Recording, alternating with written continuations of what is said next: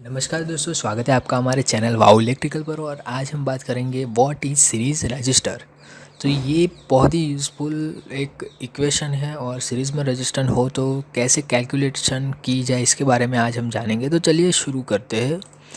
तो सबसे पहले तो आपको ये पता होना चाहिए कि सीरीज़ रजिस्टेंस क्या होता है और पैरेलल रजिस्टर क्या होता है। अगर सीरीज़ में है तो सिंगल लाइन रजिस्टर है, क्योंकि ये चैन रूल होता है, एक के बाद एक, एक के बाद एक। यहाँ पर करंट को फ्लो होने के लिए एक ही पाथ होता है।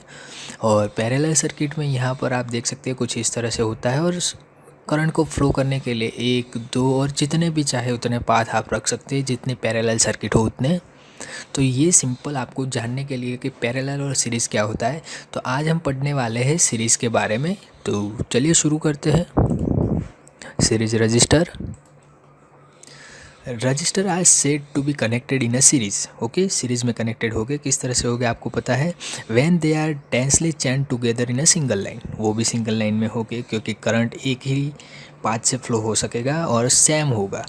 Since all the current flow through the first register has no other way to go, it must also pass through the second register and the third register।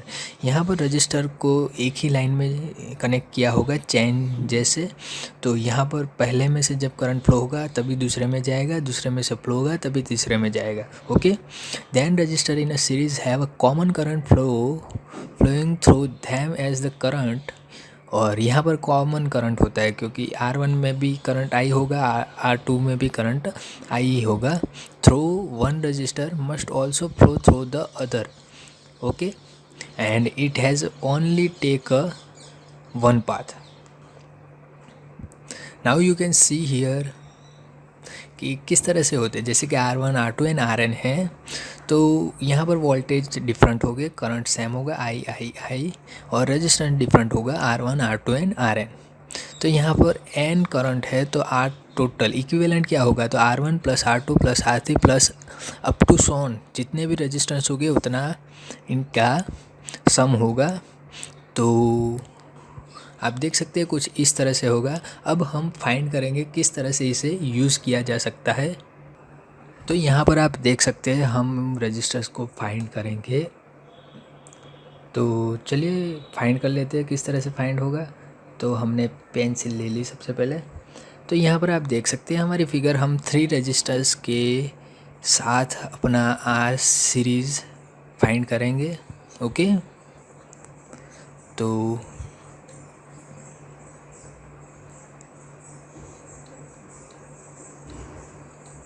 ये हमारी बैटरी है। ओके, ये प्लस ये minus V volt की battery है। यहाँ से current flow होगा I, तो यहाँ सभी में करंट क्या होगा, I। ओके, करंट I ही होगा क्योंकि करंट सेम ही होगा। ये है resistance R1, R2 and R3। यहाँ पर वोल्टेज होगा V1, V2 and V3। Okay, और ये हमारी सप्लाई कैसी है, तो सप्लाई है DC supply. Okay, now we know about Ohm's law. Okay, Ohm's law क्या है, R is equal to V by I, means V is equal to क्या लिख सकते हैं हम, I R। ओके, तो यहाँ पर क्या होगा कि यहाँ से हमारा वोल्टेज बैटरी की कितनी है, ओके V, तो यहाँ पर टोटल वोल्टेज कितने हो गए, तो V is equal to V1 plus V2 plus V3। Okay, तो V इज इक्वल टू हम क्या लिख सकते हैं, IR। तो V1 इज इक्वल टू क्या लिख सकते हैं, I1 R1। पर आपको पता ही होगा कि करंट कैसा है, सेम है। इसका मतलब I is equal to I1 is equal to I2 is equal to I3। Okay, तो हम अब इक्वेशन फाइंड करते हैं। हम V के लिए क्या लिख सकते हैं, यहाँ से हम लिखते हैं V is equal to IR। V1 is equal to, हम I1 के बदले क्या लिखेंगे, I, और R1 प्लस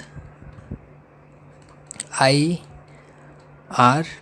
V3 के बदले IR3। यहाँ पर आप देख सकते हैं I कॉमन है इसलिए हम इसे कॉमन ले लेते हैं। आई